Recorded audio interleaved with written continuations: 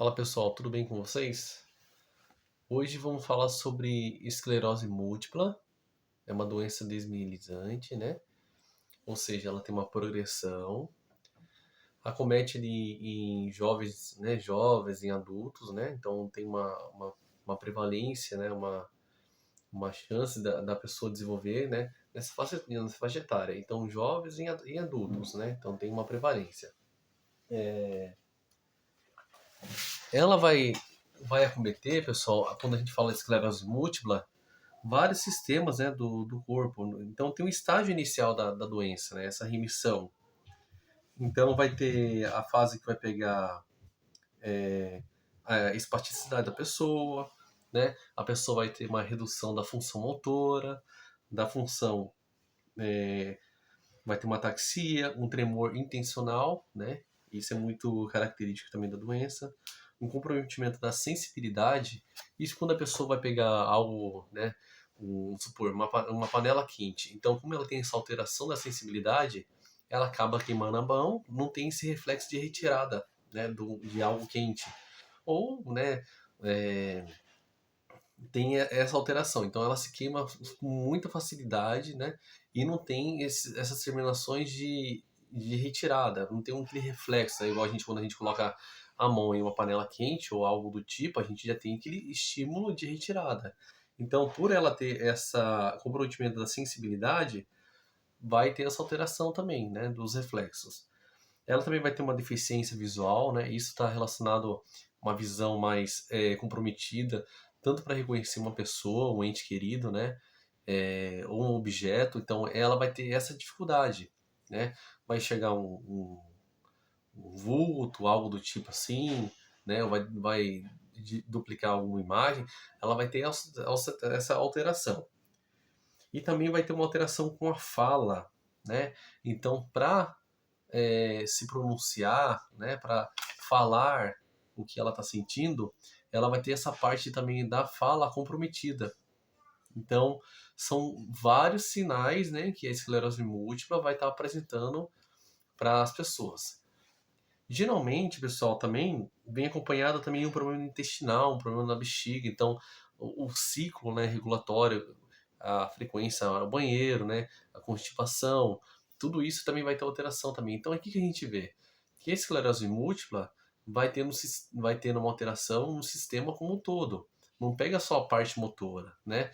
Uma alteração de ataxia, né, a alteração do cerebelo, alteração do equilíbrio, alteração da sensibilidade, alteração de visão, alteração da fala. A gente vê que é múltiplo, né? Essa esclerose, por causa disso que é múltiplo, porque são vários sistemas que vai estar comprometido.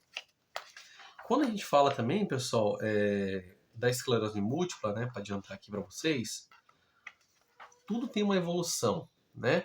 Então o paciente, ele vai ter um avanço da doença, né? Vai tendo as características cada vez mais comprometidas e, né, na pior das hipóteses, né, quando a pessoa ela tem uma inatividade, né, ou seja, ela não faz as tarefas por conta das limitações que ela teve, a parte motora, a parte cognitiva, a parte de sensibilidade, a gente tem que pensar, quando a gente fala em inatividade, não é simplesmente quando você olha para um paciente, né, para um ente querido, tá ali na cama, né, tipo assim, tá só preguiçoso, tá ali o dia inteiro dormindo. Por trás da inatividade, vai ter vários fatores associados, né? Vários prejuízos. Como, por exemplo, quando a gente fala de fator psicossocial, a gente tem que pensar na ansiedade que a pessoa vai ter, uma depressão, né? Uma deficiência intelectual. Tudo isso vai estar comprometido só no sistema psicossocial. Quando a gente fala também de neuromuscular, entra também nesse pacote, né? Que da inatividade, que é um impulso sensitivo reduzido, né, que a gente está falando, uma má coordenação motora, então a pessoa ela vai ter uma dificuldade, né, não vai às vezes conseguir realizar uma simples tarefa, um exemplo, abotoar e desabotoar uma camisa, né? Essa coordenação motora de motricidade fina, né, com coordenação do movimento, vai ser comprometida, vai ter uma piora o paciente. Abrir, né, uma porta, fechar uma porta com uma chave, colocar a chave, né, no lugar ali. vai ter essa dificuldade, costurar, escovar os dentes, pentear o cabelo, né, digitar o telefone, ali, o número do telefone, tudo que envolva, né, o controle remoto, né, tudo que envolva motricidade vai estar também acometido, né, e tudo isso também vai gerando uma depressão na pessoa, né, porque ela vai se sentindo incapaz cada vez mais, né, então ela vai tendo essas limitações, vai ter aquela frustração, eu não consigo fazer aquela coisa porque, né, não, vai ficar desmotivada, vai ter né, a depressão é muito complexa, pessoal. Até no sistema renal, para vocês terem noção, vai ter aumento, né, da infecção urinária, né, cálculos renais, por quê? A inatividade, a pessoa não faz uma atividade, a pessoa está ali no leito ou está na cama, né, na pior das hipóteses, né, tô falando da pior das hipóteses, né, tudo isso é uma evolução. O sistema cardiovascular também ele vai ter uma alteração, quando a gente fala sistema cardiovascular, aumento da frequência cardíaca, porque a gente pensa como se fosse uma pessoa sedentária. Por mais que a pessoa de esclerose múltipla ela seja uma pessoa magra, né, não obesa, mas a repercussão da inatividade física é um pouco parecido com uma pessoa que é muito sedentária. Então ela vai amarrar o cadarço, ela sente cansaço, ela vai subir, descer a escada, ela sente cansaço, ela vai falar, né? Já sente cansaço. Então, por quê? Por conta dessa inatividade. O preparo cardíaco, né? A frequência cardíaca vai ser alterado, né?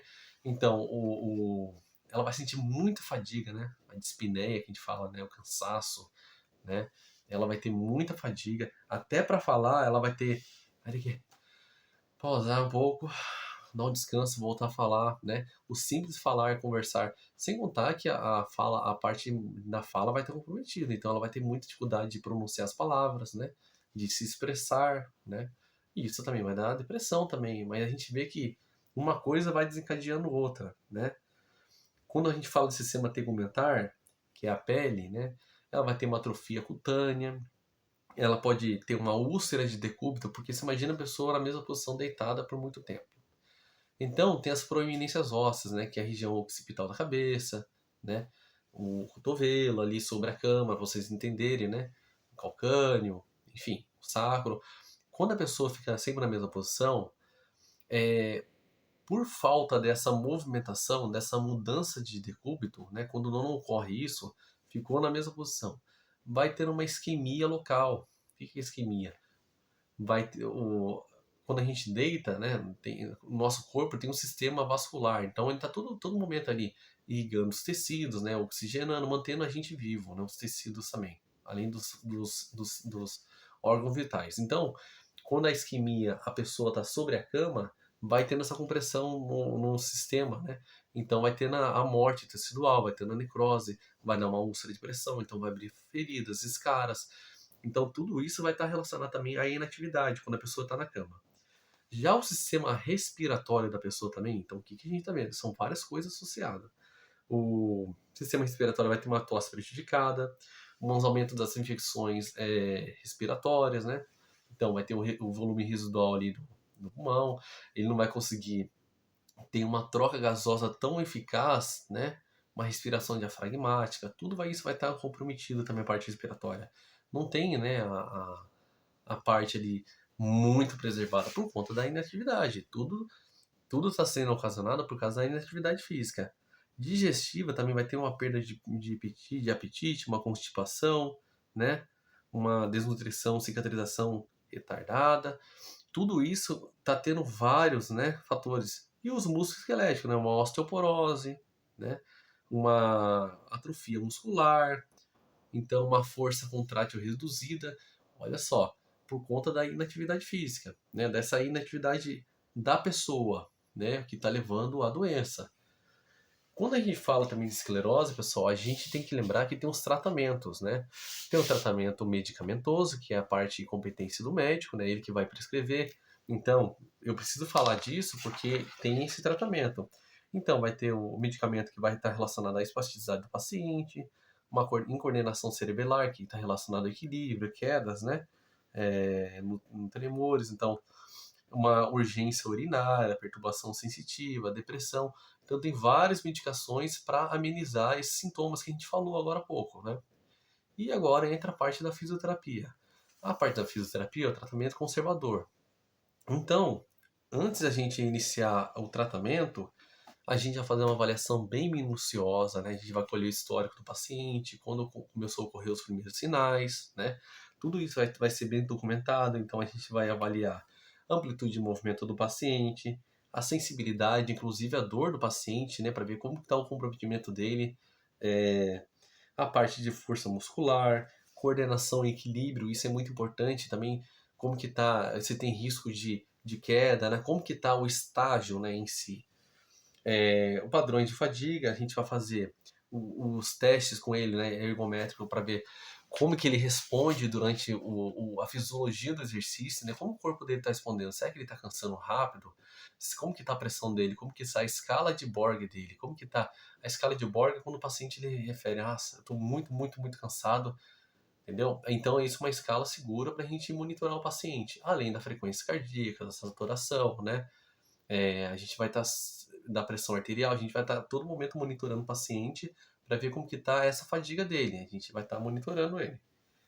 A integralidade também, estado da pele dele, como que está essa pele dele? Será que está com úlcera? Será que está com escara? Será que ela está avermelhada? Será que ela está ressecada? Tudo isso vai ser avaliado também. Os padrões respiratórios dele, como que está a respiração dele? Será que está uma respiração mais apical, superficial, está uma respiração mais diafragmática, mais eficaz, né? Como que está a respiração dele? Como que está a frequência respiratória dele? Será que está normal, eupneico, de 12 a 20 respirações por minuto? Será que está taquipneico, acima de 20? Será que está brad, abaixo de 12? Então tudo isso vai ser monitorado, vai ser avaliado, né? As habilidades cognitivas dele também, a gente vai fazer vários testes com ele para ver, tanto ali na parte visual, quanto na parte de atividades, para ver como que tá essa habilidade dele de cognição, como que tá uma figura, como que tá o encaixe das peças, né? Tudo isso precisa ser avaliado.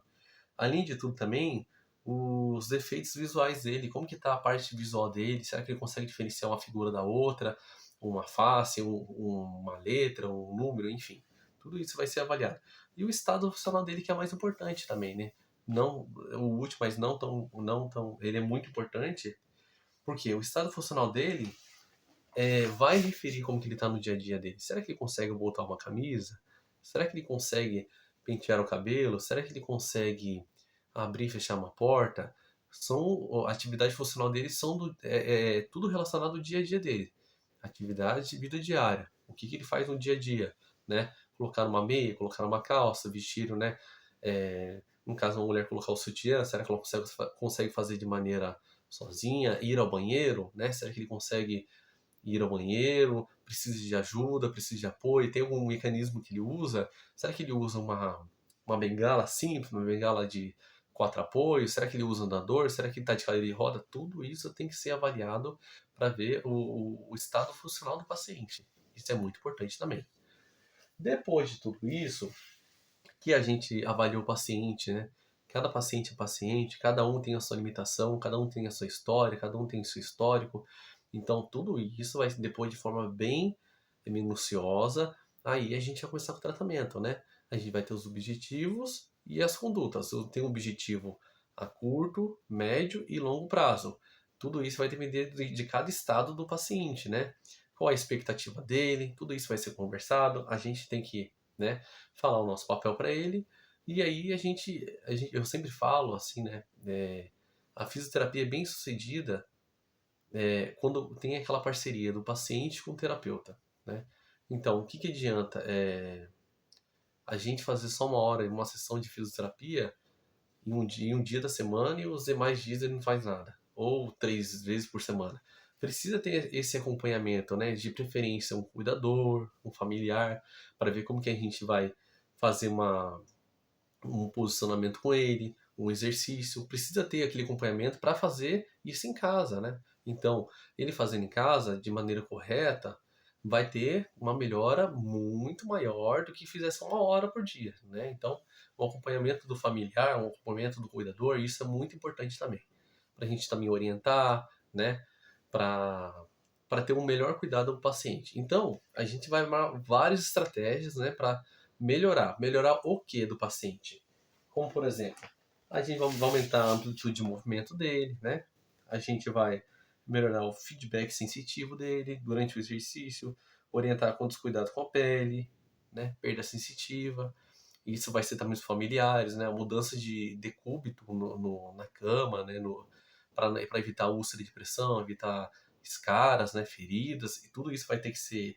A gente vai orientar, melhorar a força muscular dele, o controle motor dele, o padrão de marcha, né? Como que ele está andando, né? O que pode ser melhorado, né? Para evitar que ele caia, né? São estratégias, né? Será que ele usa um tênis bem escorregadio, um cadarço? Será que ele usa chinelo? Na casa dele, será que tem tapete? Será que o chão é escorregadio? Tem escada? Não tem escada? Como que é? Ele mora sozinho?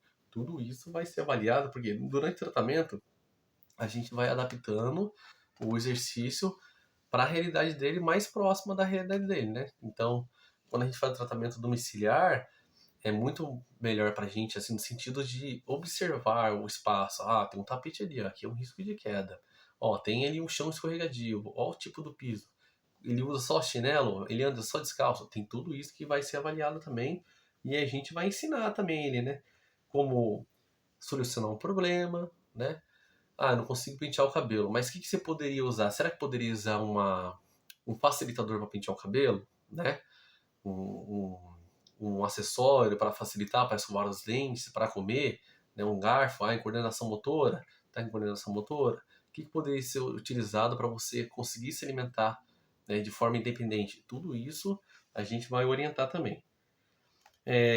Ensinar a conservação de energia, tudo isso, conservação de energia que a gente fala, é para não fadigar muito o paciente, né? O que poderia ser fácil, usado, para ele facilitar um movimento, como por exemplo, se levantar, né? Amarrar o cadarço, colocar uma blusa, tudo isso são várias técnicas de conservação de energia, e isso é muito legal também, pessoal. E ajudar, né, o ajuste psicológico do paciente, da família. A família precisa entender, né, como que é a doença, qual que é a perspectiva da doença, qual que é a evolução, o que que vai ocasionar no paciente. E a gente, durante a avaliação, né, voltando aqui à avaliação, é muito importante falar também, a gente vai usar uma escala expandida da incapacidade dele, para ver como que está a incapacidade dele. Então, tem vários aspectos que a gente vai avaliar: estado funcional, né? Funções do tronco cerebral, funções intestinais, urinárias, tudo isso é essa tabela aqui, pessoal. Só para vocês terem noção. Ó, essa daqui, ó. Tá vendo? É muito grande, é bem, né, bem descrita e vai ter uma pontuação, então um score, né? Vai ter uma pontuação e através de tudo isso, por que é necessária essa tabela? Para a gente ver como que está o estágio dele desde o primeiro dia da avaliação, né? Para a gente depois fazer uma nova reavaliação para ver como que está, se houve uma melhora, se houve uma piora em um outro estado, né? O que está melhor, o que pode ser feito, né, para melhorar ainda mais. Tudo isso são parâmetros para a gente ter uma forma de comparar, né? Então, pessoal, esse é o resumo da esclerose múltipla. Espero que vocês tenham gostado, né?